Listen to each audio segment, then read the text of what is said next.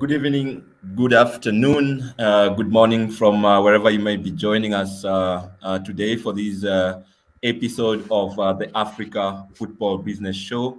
Remember, this is season 5 of the Africa Football Business Show, and our theme is transforming our game as we gear up towards the inaugural Africa Football Business Summit, which is less than 10 days away.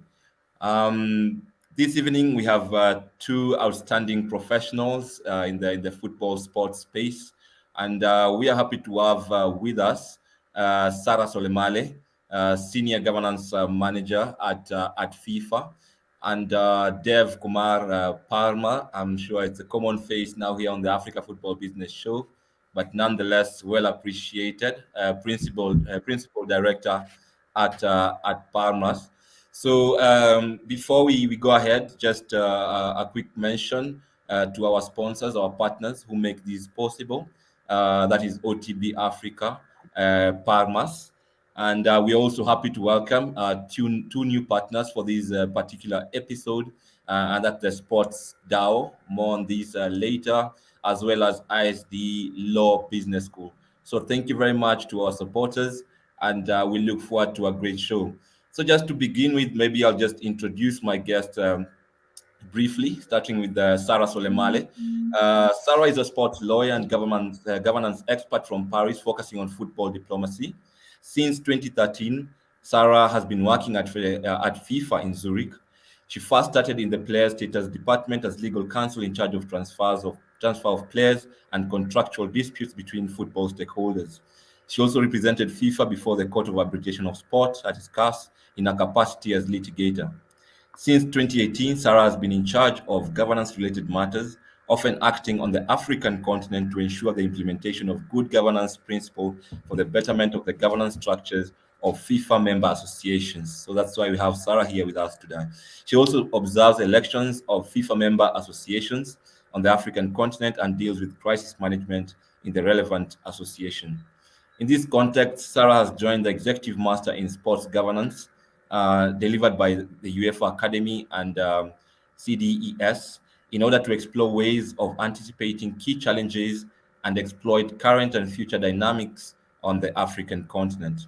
In particular, Her thesis deals with the topic of football diplomacy in Africa and analyzes the relationship between FIFA, its member associations, and respective governments to ensure a better collaboration. Sarah is additionally lecturing in sports law programs in Europe, Africa, and the Caribbean region. Sarah is therewith active in a number of associations promoting women in sports. Welcome, Sarah. It's great to have you with us here today. Thank you very much, Brian. It's actually my pleasure. Super. Then I'll just do a brief intro of our second guest. That is Dev Kumar Parmar, DKP, as he likes to call himself. Dev is an internationally experienced sports lawyer and academic. He has dealt in contentious matters before FIFA and CAS. He has advised elite players on transfers, as well as having been the chief advisor of a UEFA participating football club, advising on all matters concerning the management of the club, including transfer strategy and technical direction. Dev is also active member of Association Internationale des Avocats du Football. Dev is a published writer on sports law and is a current academic director of the Global Executive Master in International Sports Law at the world-renowned Instituto Superior de Derecho y Economía, hoping I'm getting my Spanish right, in Madrid. He's also a senior lecturer on the Masters in Sports Law in Madrid, as well as Masters in Sports Law and Management based in Barcelona. So welcome, Dev. It's great to have you with us. No, thank you very much, Brian, and I'm humbled by the introduction. It's a pleasure to be here with you, and of course with the superstar Sarah Salamale. So I'm looking forward to the conversation. Excellent. So, as Dev says, our superstar today is Sarah Solemale. So we'll have her first on, and actually, the show's theme, diplomacy in Africa, from interference to collaboration, is based on Sarah Solemale's work, which I would advise our viewers to find and interact with. Perhaps later Outstanding work. we Outstanding. will share this link. So maybe we can just start by maybe talking us through more about your respective organizations. I know we all know FIFA, but perhaps from an insider perspective, Sarah, you can share more about FIFA and your role there. Absolutely, Brian, and thank you again for the opportunity. And the superstars are also you, Brian and Deb. I don't want to be in the spotlight, but I really much appreciate it. The time that you're giving me in order to also go through this project of mine that I had really a good time and great, let's say, great passion to put together, since I believe it can be really helpful for football and especially for the African continent. So I think we can start by saying that football is, of course, one of the most organized sport. It historically relies upon a global hierarchical pyramid where we can find FIFA at the very top. And FIFA is the world governing body of the game of football, as everyone knows, and it's established under the laws of Switzerland. And what does this mean? It means that it provides for a certain autonomy for FIFA as a sport organization, as a sport association. So in concrete, while FIFA has to comply with the general legal framework of Switzerland, it still at the end remain the main responsible for its own governance. So it's really important to of course specify this from the start, because it also defines the way FIFA acts with its member associations. So through the principle of autonomy. FIFA exists in essence to govern football and also to develop the game around the world. And since 2016, under the new leadership of Gianni Infantino, FIFA has attempted to modernize football to be more global, more accessible, and more inclusive in all aspects, let's say. So it's not just on one or two continents, but mostly everywhere. That's the goal. This is actually part of the FIFA vision to make football truly global. Excellent. Thank you for that overview of FIFA. For those of us who are watching, probably it will also be good to read more about the autonomy of sport and what that means. Over to you, Dev, now as an outsider inside this space that is football governance. What have you observed in terms of the global governance structures of football with respect to FIFA and how it deals with its member associations, as well as governments in this case. And you can also just do a brief intro of Parma and some of the work you do as well, which we have not touched on. Well, thank you, Brian. Well, look, just without diverting too much, we are a sports law and business consultancy. I've been operating in this space for 11 years, nearly 12 years. And primarily we work at an international level.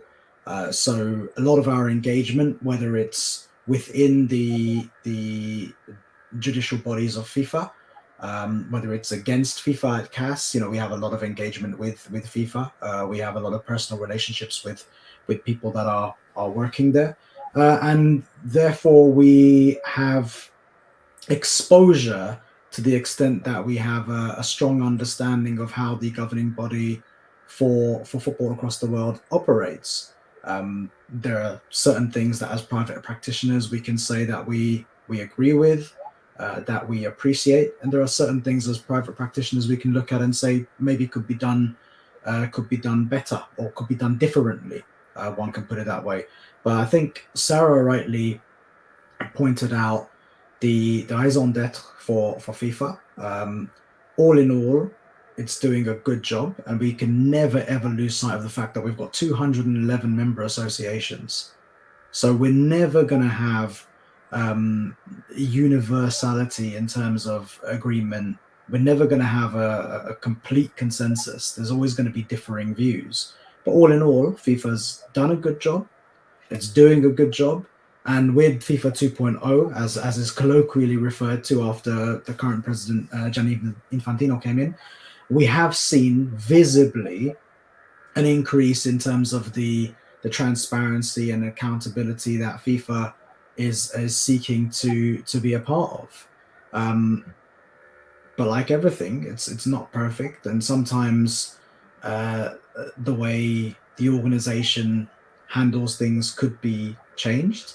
Sometimes it's just a natural consequence of the fact that the FIFA rules or statutes, when applied in a certain country or a certain context, even if done in exactly the same way as it would in a different country, might end up with a different with a differing result because of the way it would be absorbed by a particular culture, by a particular religion, by a particular nation. So I think there are certain things that we've got to look into, and without starting off too heavy, because I know that Sarah and I will naturally go into some of the details of the principles of Olympism and autonomy of sport and all these sorts of things. I think overall, to answer your question, the interaction between FIFA and the member associations tends to be positive in our experience from some of the countries that we've worked with. Um, and where there are issues, FIFA tends to handle it in a manner which is appropriate. Now, could things change? I think we could probably discuss a few things, and there are certain examples where the situation hasn't worked out as perfectly as one might like. But overall, there's a lot of positivity around the governing of football at the moment. That's my view. I think when you start talking about having 211 members, nations to interact with, it's all about interests, and this now brings us to the theme that we have today. And I think it's appropriate that we bring Sarah back and maybe go back to the definitions. Really, when we talk about sports diplomacy, football diplomacy, what really are we what do we mean? A lot of us love football, but it's very rare to hear people talking about football or sports diplomacy. Of course, now with the World Cup couple of weeks away from us. Now we are hearing more of this term. What does it really mean? And especially for Africa now, from your work, what does sports diplomacy mean?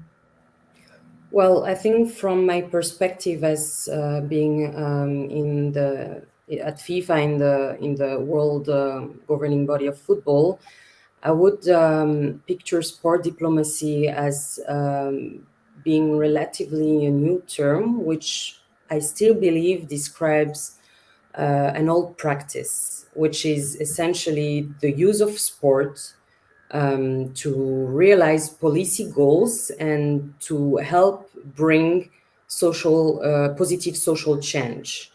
So, in my view, sport diplomacy in action can be somehow translated into harnessing the power of football to benefit society.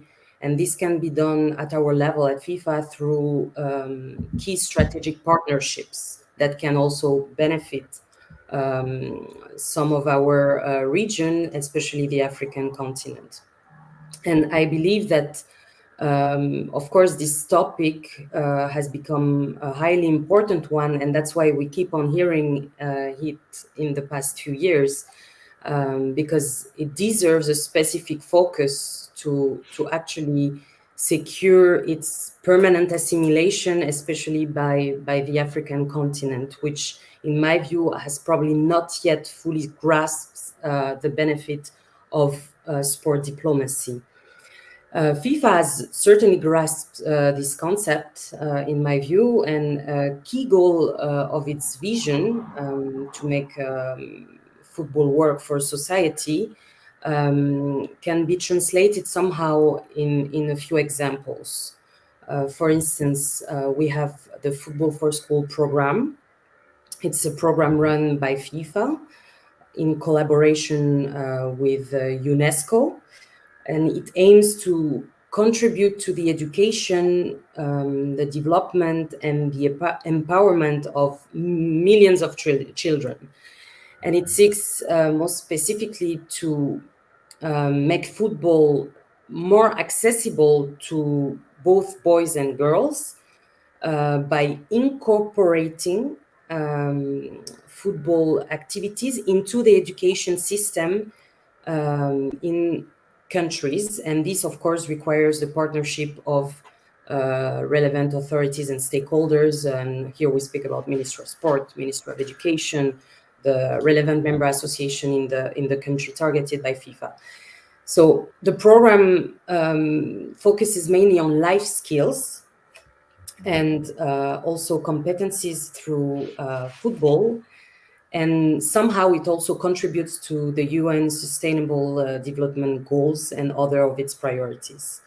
In Africa, the Football for School program rolled out, I believe, in about 3 countries, Mauritania, Djibouti, Congo DR, and there are many other that would be targeted in the near future. So, for instance, Football for School program to me is the best example of what we can call the FIFA diplomacy in action.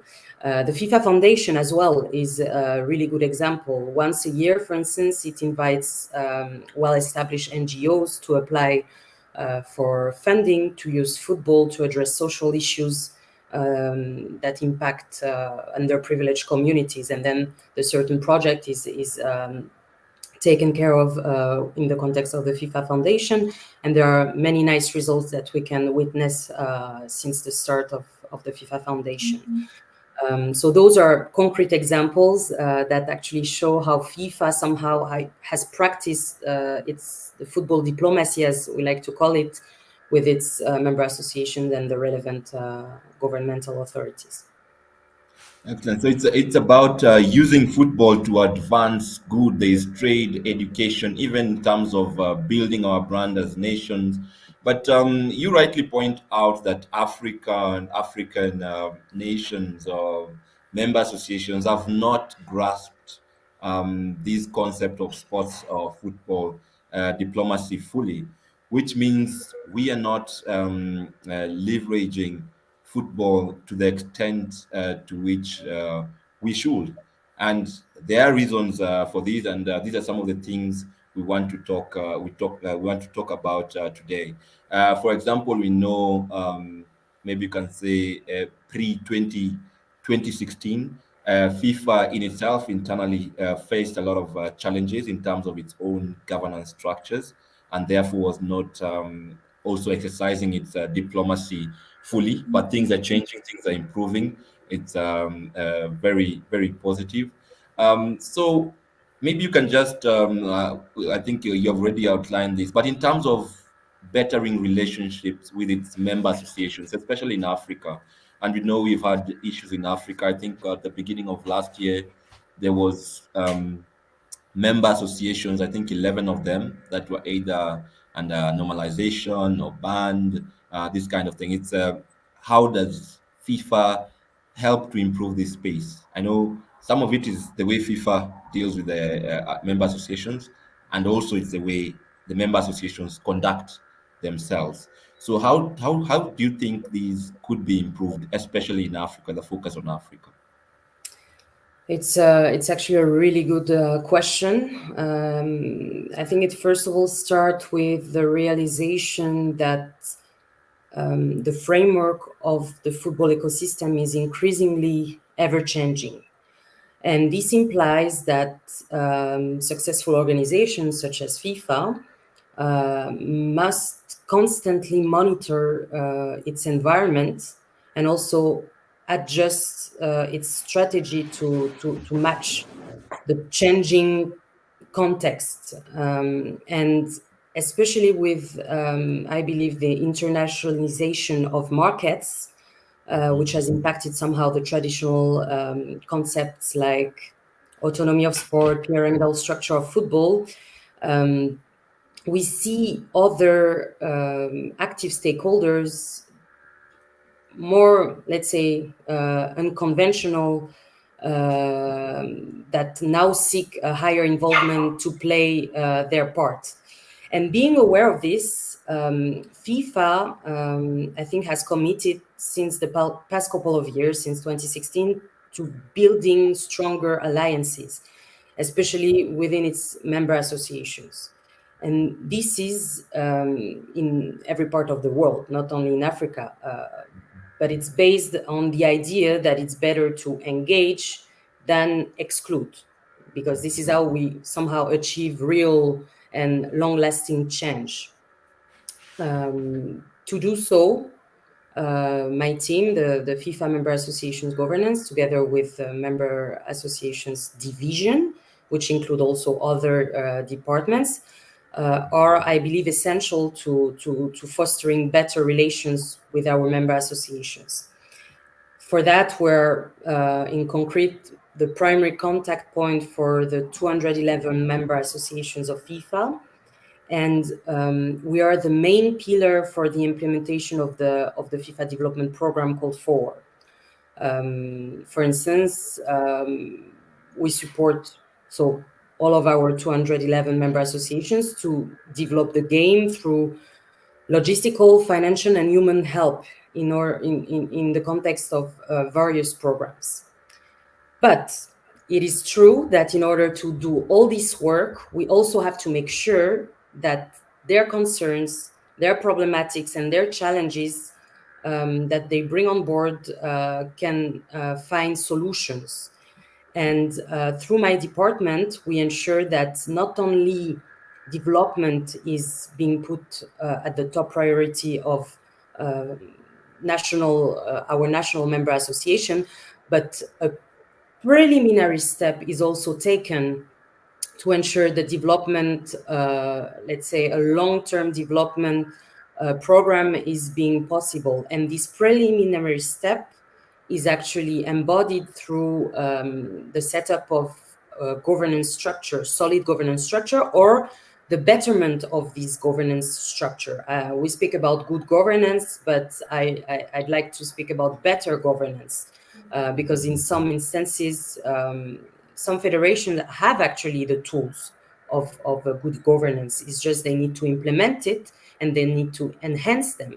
And it's this very, this additional step that I'm currently doing through my work and through also the work of my colleagues in my department to ensure that we actually act one step ahead to ensure that all these nice development programs that FIFA is providing to enhance and develop the game at national level are are being thought of on a sustainable manner. Well, really commendable efforts and work there from FIFA. And just to bring you in, Dev, from an outside perspective, and having worked closely with some member associations here in Africa, advising what we have observed, and I think Sarah's already alluded to this. Most of our AMAs or our overall ecosystem seems to be lacking in terms of having robust governance structures or practicing good governance. As Ms. Solemale now points out, we should be talking about better governance. Why do you think this is the case? Why is Africa lagging when it comes to sports governance? And what can be done to accelerate the adoption of better governance on the continent? Another fantastic question, Brian. And I think, look, Sarah mentioned a couple of terms, and if I may, I'm going to use them and piggyback on them a little bit. Sarah mentioned good governance and better governance, which is now a term that's often being used, referred to, and also relied upon within governance circles, so to speak. Now, governance in itself is a very interesting thing. Yeah. The definition of the word governance in itself is quite contentious. If you Google the word governance right now, straight away you'll find 9 or 10 different definitions. They'll all be more or less the same thing, but there's slight nuances in each one. And this in itself inherently demonstrates the challenges we have with governance, because governance is a stable concept in fluid times, right? Time keeps moving on and we always have to evolve, but we have a governance structure, we have a framework, we have a set of regulations. These are rigid things, okay? And they cannot always be fit for purpose. What you do right now at 1927 BST may not be fit for purpose at 2027 BST, and so on and so forth. So when we look at governance, the first thing is whether it's in Africa or in other jurisdictions, but we do see it a lot in Africa and we've experienced it ourselves. We see copy and paste governance. Okay. We see a lot of statutes that have been copied and pasted from other jurisdictions, from other countries, sometimes from other sporting disciplines. And this happens all around the world. It doesn't just have to be an endemic issue within football or within sport. It happens all around the world where people take articles of association from one place and they try and adapt it to their own situation. But the first thing is, if you're doing copy and paste governance doesn't work because it doesn't necessarily apply to the reality of your institution or the constituents that you've got to deal with.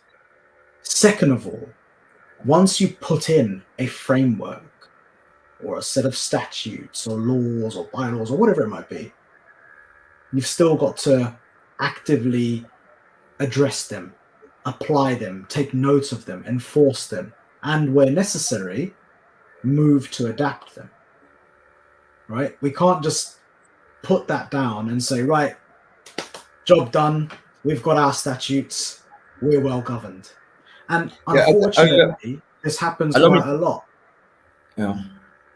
Yeah, that's allow me to interrupt here just before Yeah. I lose that thought in terms of the importance of different jurisdictions adapting what we refer to as better governance or good governance, because I believe that to some extent that's where Africa's challenge lies, and I'll try to link these to the concept of autonomy of sports, because when you look at how sport football is governed, a lot of the legal framework is really dictated from the top, and that is FIFA, which is at the top, rightly so.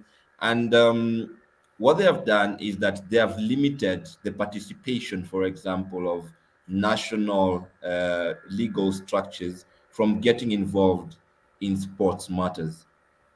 can we say that these, can we attribute the lack of progress in the governance structures in the in the legal frameworks in Africa to these cases? The fact that a lot is dictated from the top, and more often than not, it's an issue of copy paste, or this is what the law says, this is what the international says, as opposed to thinking how can we apply whatever frameworks are there, or whatever frameworks are coming from FIFA or any other international federation for that matter. I think, and uh, Sarah might have limitations with regards to how much she can speak about it specifically, but where we've also got to be careful in terms of our understanding, Brian, is FIFA is the global governing body of football, and as we've mentioned, it's got 211 signatories that now have member associations within each of those jurisdictions. But FIFA is still, at the essence, it's a private body, right? It cannot supersede the laws of any land. It simply cannot, right?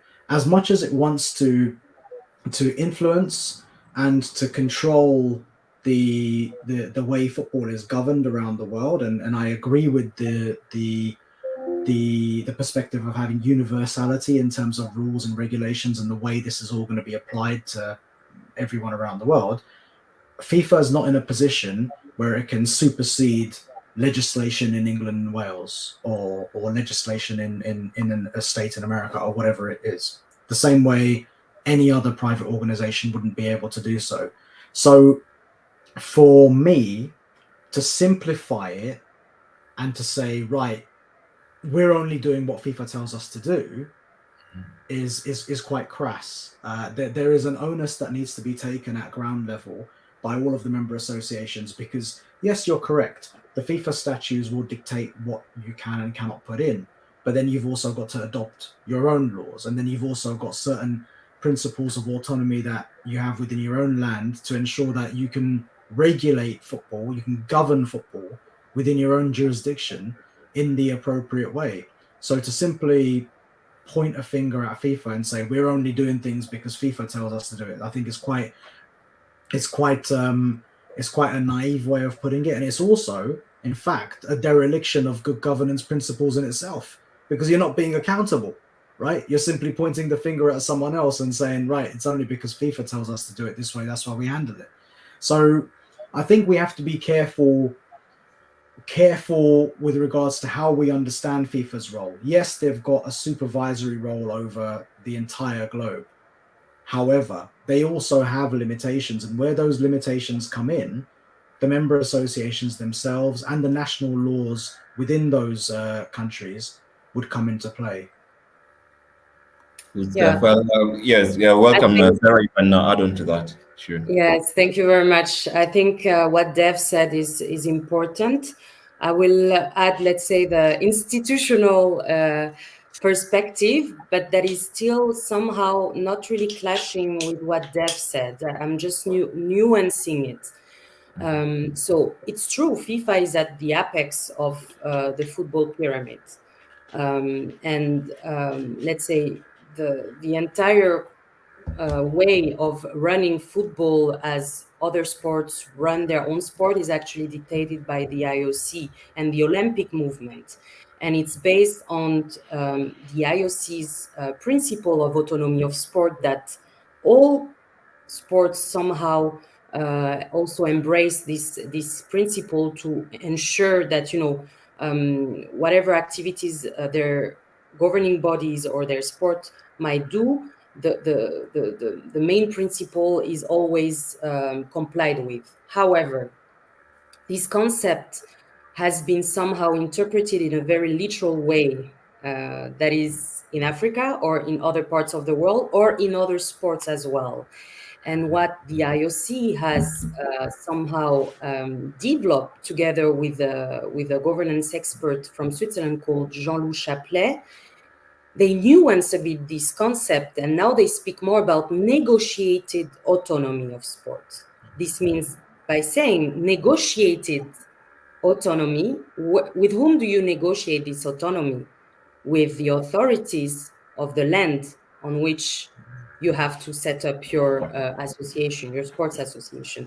And that is very important to actually specify, because through this new concept of negotiated autonomy, we somehow put the focus back on, yes, the fact that there are, of course, principles to take part in a sport association, to take part in a competition delivered by a sport association such as the World Cup. But still, it doesn't mean that, there is a bubble being created by a sport, in particular football, governing body, and that this bubble is somehow sterile from any other rules that are applicable in the normal life, or the normal world. So it's really important to specify this, to say that FIFA's regulations, FIFA's statutes, FIFA's rules and policies somehow have to coexist with national laws. And it's something that is, of course, we see it in practice, quite complicated, because FIFA's rules have somehow also evolved with somehow the world of where we live nowadays. But a few national laws, especially national sports laws, have actually been reviewed so that they actually include modernity and good governance, and somehow can allow the coexistence with FIFA policies. So that is where, to me, the main issue is the coexistence with the two frameworks, one being a bit outdated because we have to face it, a lot of national sports law are either not existent or very, very outdated. And then we have also, of course, the FIFA policies and regulations that are somehow the most sophisticated in the sport world. And this creates somehow a Caesar effect that at some point breaks. And that's how we end up in situations where we have the feeling, from what we read in the media, that yes, FIFA think that they are above the laws of the land, but not at all. I think it's just a question of coordinating both frameworks, and this is the main element that requires diplomacy, and football diplomacy most especially. Excellent. It's really good to hear about this negotiated autonomy as opposed to the outright autonomy that we are used to. And that's, I guess, that's what your thesis alludes to, moving from these perceived interference whenever FIFA acts to bring a semblance of order in our member associations, to a more collaborative effort, especially between governments, member associations, and FIFA itself. I think this really is a game changing. It's a groundbreaking move in terms of improving governance, not only in Africa but also globally, by extending diplomacy. Just a reminder that this is season 5 of the Africa Football Business Show, transforming our game, and it's a build up to the inaugural Africa Football Business Summit, which will be held on the 18th and 19th here in Nairobi. So for those of us who are watching, you're welcome to Nairobi for this inaugural event, for these and similar conversations that look to transform the industry in Africa. Just sharing a comment from a good friend, Kelvin Omogini. I like the concept of negotiated economy. It sounds really practical, especially in countries where the government plays a major role in funding sport, even up to Absolutely. the elite level. And I think that's really the question. For example, a lot we grapple with here in Africa. More often than not, we are left wondering, our governments are investing a lot in the development of football specifically, but whenever there is the government wants to, for example, in this case, interfere with the member association, then FIFA acts to ban. And to some extent, or for the way we look at it, especially from a diplomacy perspective, infringing on the sovereignty of a nation, because football is one of the biggest modes of exercising sport or cultural diplomacy. Um, yeah, just going ahead, we'll look at a few comments coming in. I think this one you can maybe address, Sarah, because you talked about advancing good initiatives through football as an aspect of football diplomacy. But our friend here, Musonda Edgar, talk says there is a disconnect between FIFA-funded programs through the FIFA Foundation and the FAs. FAs look at football development programs run by NGOs as competitors, as not partners, and not partners. So yeah, the diplomacy there is a bit of a gap. Perhaps this is something you could talk about, Sarah. Well, this is actually unfortunate because I think it's important, as much as maybe FIFA understood it, I think it's important for member associations at national level to understand it as well. That, as I mentioned, there is, of course, this realization that is needed from all stakeholders, even at the apex, at national level or at international level, of the fact that the football ecosystem is evolving very, very rapidly.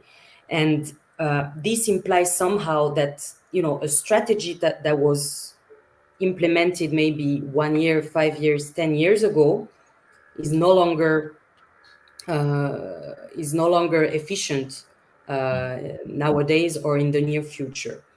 And before, I think we really had this concept of, these very literal and very strict authoritative football pyramids, where basically FIFA was at the top. At national level, we had the member associations, and basically everything had to go through that.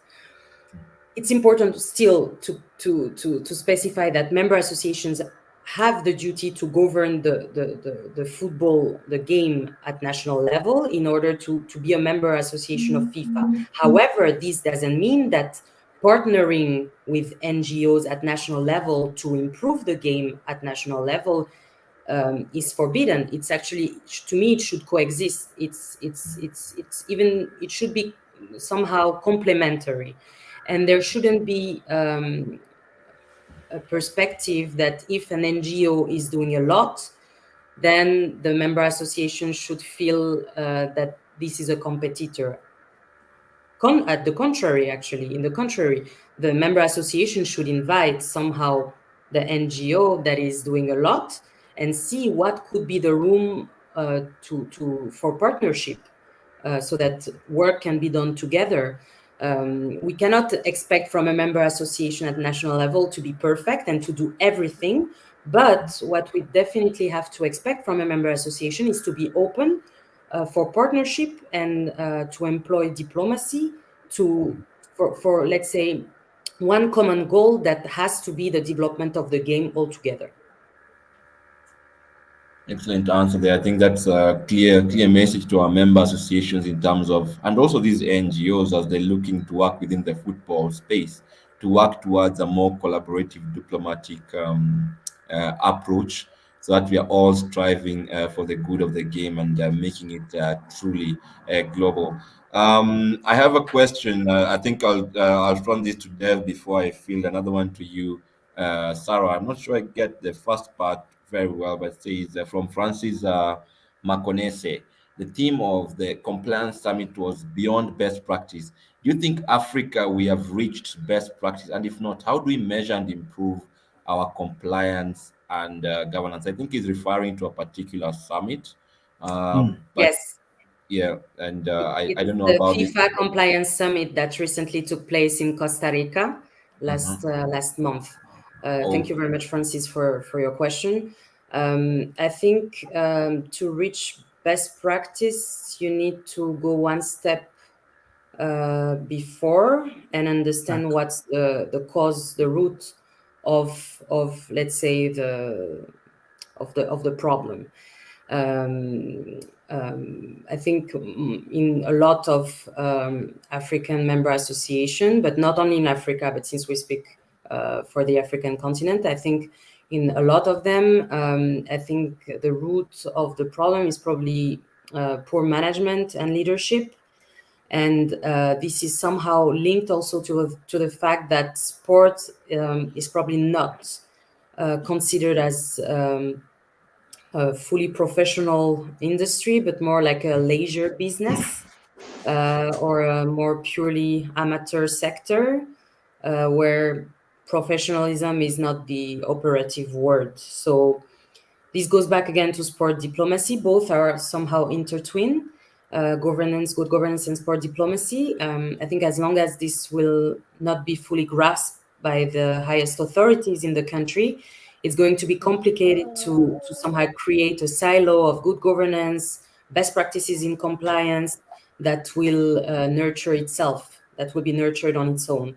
And that's why there is a need for the highest authorities in Africa, and here I don't only speak of football authorities, but also political authorities like African Union, national governments, together with FIFA and CAF, to further develop what I call a football diplomacy policy that would serve the African continent as a whole, and also specifically based on the specificities of each region, in order to build a long-term and positive relationship on football governance topics. Because before going to best practices, I think it's important to identify the member associations that struggled, those that succeeded, how they succeeded, and how the best practice can also be transmitted in a different environment. Because I like to say, and I think Africans like to say, that Africa is very diverse. So what has worked maybe in the northern part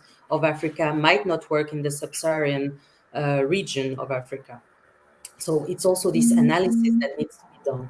I think a well-defined framework for collaboration may help in this direction, and especially if the upstream participation of governments is of course welcomed.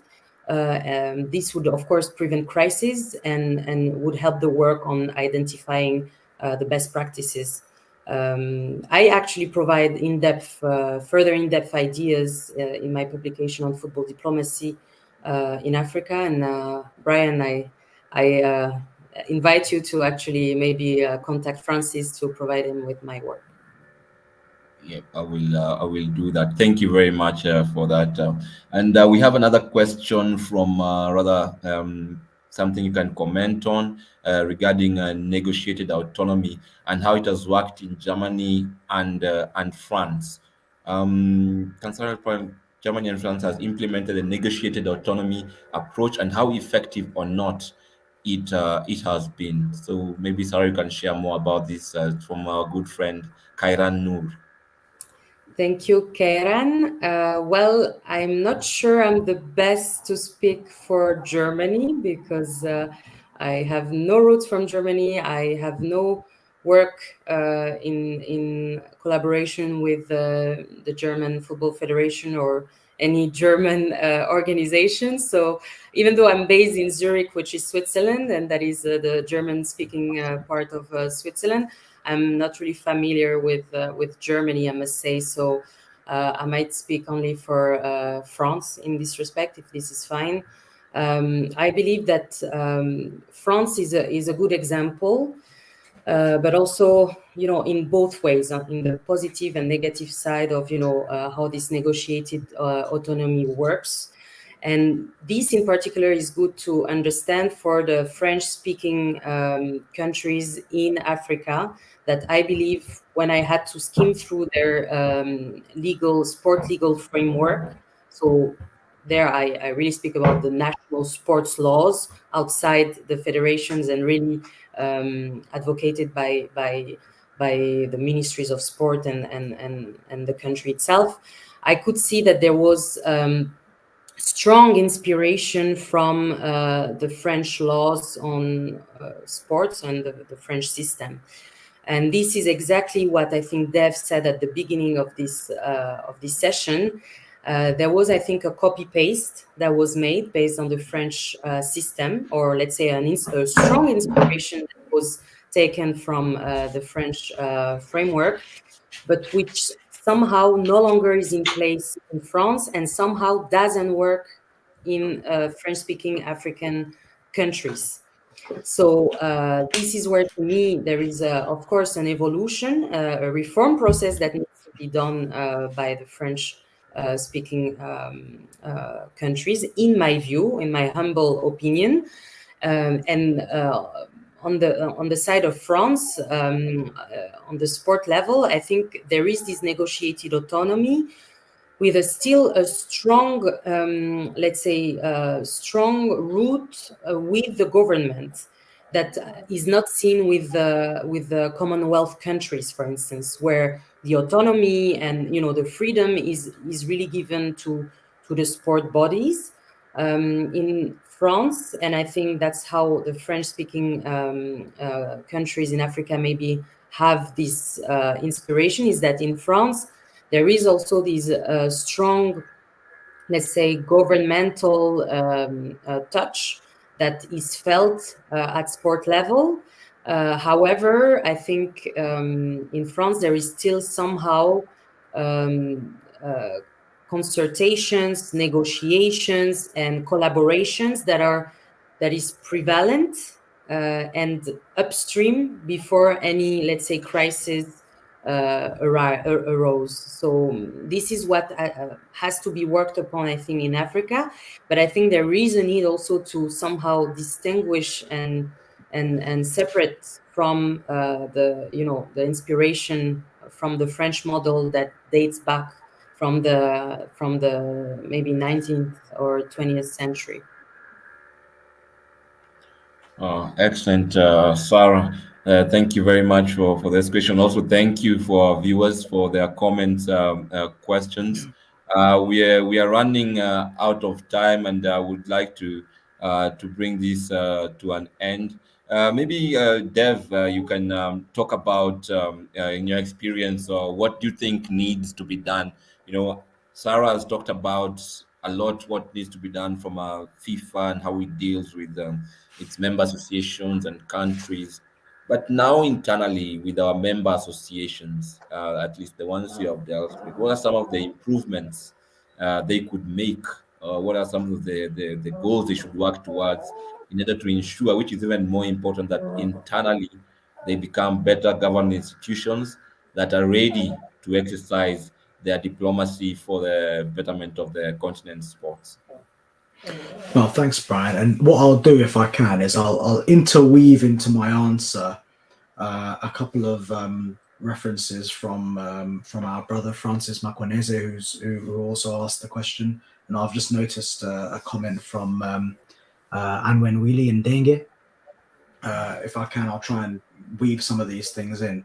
So I'll also latch on to what Sarah mentioned, and when she was referring to Francis's question about beyond best practice, and I'll take it a little step further back, if I may. If we go into ideologies of good governance, yeah, before we talk about things like negotiated autonomy and better governance, whatever, we look at ideologies of governance and good governance. Governance is the management of the institution or the country or whatever it is, okay? And effectively, we then divide that into two. We look at the strategic objectives, which are dealt with at a governance level. Then the management deals with the execution of these objectives. Now, if the execution of this objective is done, whether it's good or bad, that's governance, right? It's being governed. Now, when we talk about good governance, we look at it from a positive perspective, and we say that if you are governing things well within the context of society as we have it today, you've got to be fair, you've got to be accountable, you've got to be transparent, you've got to be cooperative, and you've got to be collaborative with people. And the accountability can be in many different ways. There could be financial accountability, there could be legal accountability, and so on and so forth. And I think from our experience of some of the member associations in Africa, we probably haven't quite hit that stage yet where we do have governance structures and people within those structures that fully appreciate the ideology of fairness. And I think that's an easy one to deal with, but accountability and transparency, which is sometimes a little bit more opaque, uh, collaboration, and cooperation, which I think there was another comment that was referred to about how the FIFA Foundation programs are often seen as competitors. So the ideology of collaboration is not being used. So all of these good governance principles in inverted commas are sometimes not adopted for whatever reason. So I think from my perspective, before we even talk about beyond best practice, and FIFA is completely right to do that, and there's no reason why people shouldn't be aspiring towards that. But in certain jurisdictions, I think we got to look at the step below beyond best practice. We've got to look at how do we govern at a level that is referred to as good, and then we move on to better practice. Then we move on to beyond best practice. Um, that's an opinion that I have, again, from the experiences we've had with some of the member associations, some of the MAs that we've worked with. In all fairness, do work very, very well. So I also don't like this ideology of everything in Africa being seen as horrible and things are not being done well. No, no, there are many people, there are many structures within the African continent that do things well, right? And we must praise them. Absolutely. We can't just throw everything into a bin and say, oh, that's Africa, things work horribly. No, no, no, no. Far from it. However, it is also true that there are a number of associations and individuals within associations that could be doing things a lot better in Africa. And I think going right back to your question, Brian, what could we do better? What could we do differently? Well, I think let's take a step back from where the leaders in governance in sport are at the moment. Let's take a step back and say, right, what can we do in terms of making sure we appear to be fair, making sure we're accountable, we're transparent. These are our finances. Things are in the public domain. People can reach us, they can approach us with criticism, and they can receive a response that generates trust within us as individuals and us as an organization. And then just latching on to, if I may, very quickly, Anwen Rilly's, and I hope I've pronounced your name correctly, but Anwen Rilly's comment, should it not be the role of CAF and not the national federations to coordinate these activities? Well, I think we've got to be careful, and I'm going to go back very briefly to a point I made earlier. One of the key principles of good governance is accountability, right? So the first thing we've got to do is look at ourselves and see how we can actually take care of situations and do things appropriately, rather than pointing fingers at FIFA or CAF saying, you guys have got to do this, you've got to tell us what to do or what not to do, and we're simply going to follow. So yes, FIFA has a certain remit. Yes, confederations like CAF and AFC and so on and so forth will have certain remits, particularly in terms of competition organization. But ultimately, the national federations would be looking at regulations that are supplied by FIFA and the laws of the land, as Sarah was very eloquently putting before. So we can't just be in a situation and say, right, we in the Federation of X country, really, CAF, you should be doing the job for us, or FIFA, you should be doing the job for us. We're only being bound by what we're told. I don't think that's the correct way of looking at it. If I'm honest. Yeah, exactly. I think it boils down to responsibility. While thinking about this idea of good governance, and now I'll try to be referring to it as better governance. I thought for us to achieve better governance will depend on majority of the players in the ecosystem striving towards doing the right thing. So to avoid pointing fingers. I don't know how good my definition is, how bad it is, but that's how I keep thinking about it. Anyway, that brings us to about the hour mark, and I don't want to keep our very generous and outstanding experts here with us a lot longer. But we have a special announcement. We'll have another show tomorrow, and we are very happy to be hosting, um, I think, Kenya's most successful professional footballer, Victor Wanyama.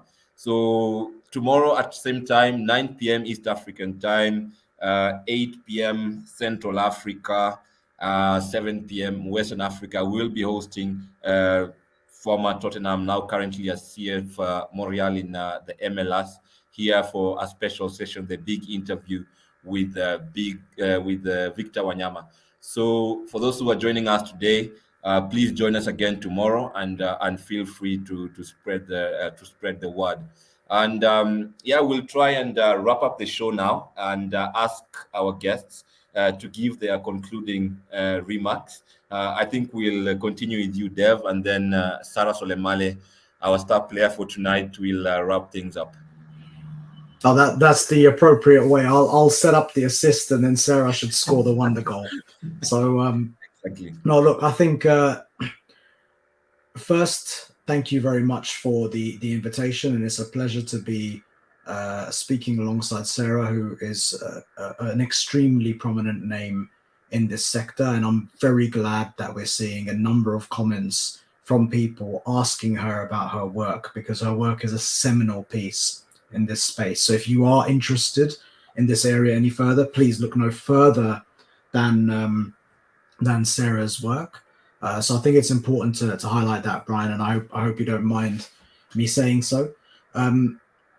Look, as I mentioned before, and Brian, you know me very well for this. I'm very succinct in terms of ensuring that Africa as a continent, the 54 nations on the continent of Africa, are not dumped into one singular category, and then that category often is looked at in a negative light, or at best neutral. It's something that is not appropriate in any context, let alone within the football context.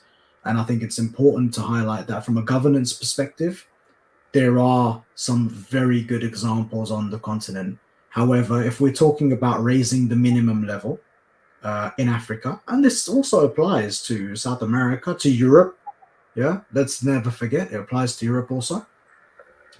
But if we're talking about raising the minimum level in Africa, I think we've got to take a couple of steps back, and we've got to look at good governance in the truest sense, setting up the framework, ensuring that the correct persons are employed. Sarah mentioned it previously that culturally, in some jurisdictions, the professionalization of sport is still not something that's wholly appreciated for whatever reason.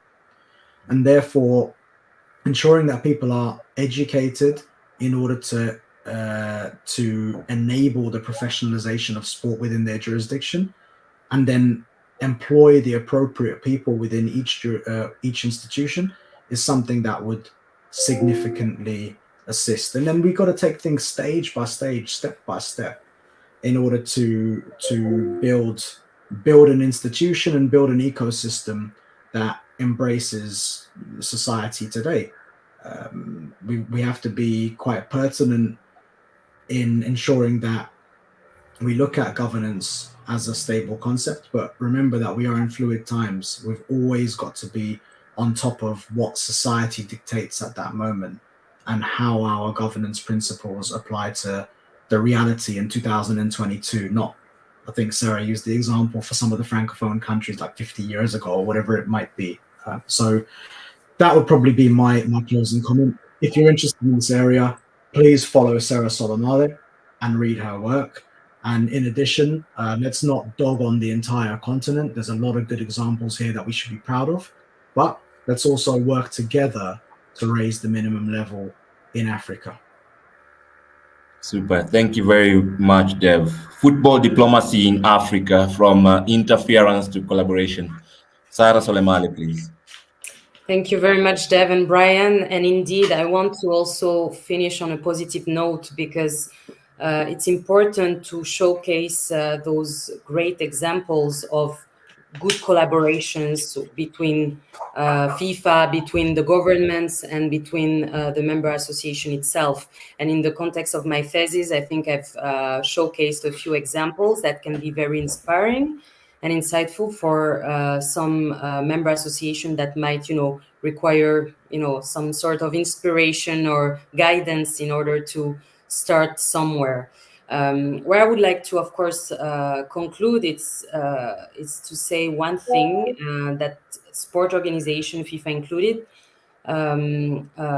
have, of course, foreseen this principle of sport autonomy. But as said during this session, this concept has been somehow nuanced over the years, and we are speaking now of negotiated autonomy. And it's something that national federations, and especially our member associations at FIFA, will have to somehow also process. I think it's undeniable nowadays to think that as a national sport association, one can work without the support of its government. It's actually not possible to think this way. Sport organization must work with the states to develop a new model of sport autonomy that somehow would fall, I would say, in between either any ideal of complete independence and somehow an undesirable superficial autonomy. And this is where, in my research, I'm showing that it's a question of finding a halfway point between those two, a halfway point between liberalism and interventionism. And this is where the notion of negotiated autonomy has to be now the operative word in many environments, simply because I think the ultimate goal, and we should not forget about it, is to somehow apply this strategy of harmonious collaboration in order to develop top products for African football, top development programs, but also top products such as, amazing competitions, amazing stadiums, amazing center of excellence. All of these do not, grow on their own. They grow through, a collaborative approach. And this is what I try to, I guess, show and explain in my research project. This is done through a virtuous triangle theory that imply a close collaboration and a harmonious approach between FIFA, its member associations, and the national governmental authorities. Wow. Thank you very much, Sarah Solemale, for wrapping it very well for us. Thank you very much, Dev, as well, for your excellent contributions this evening. Thank you very much to our viewers for the interaction, for the questions, for the comments. I think it's very important that we continue to have these conversations. As you have heard throughout the discussion, there are certain things that stand out: the need for education, the need for collaboration. And that's why we organize the Africa Football Business Show. Let's come out, let's learn from each other. That's why we're organizing the inaugural Africa Football Business Summit. Let's even get closer, let's exchange information. As Dev points out, there are good things happening in the continent, but if we don't meet to talk about them and exchange experiences, then they don't thrive. The only way they can thrive is if we share, if we collaborate. And of course, today, I think for me, biggest learning point will be negotiated autonomy. I think that's new to me, over and above football, sports, diplomacy. So once again, thank you very much, Dev Kumar Parmar. Thank you very much, Sarah Solemale. And at this point, I would like to bring this to an end and wish everybody a good evening or a good afternoon, a good day from wherever you joined us today. See you tomorrow. Remember, 9 p.m. East African time, we have the big interview with Big Vic, Victor Wanyama, and looking forward to that one. Bye bye for now.